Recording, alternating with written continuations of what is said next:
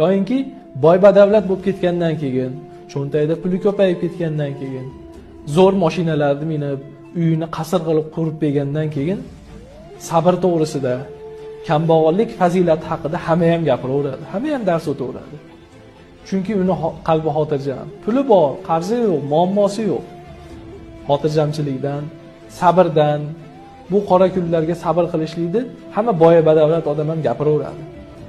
Haqiqiy mardlik nima desa, o'sha sabrdir.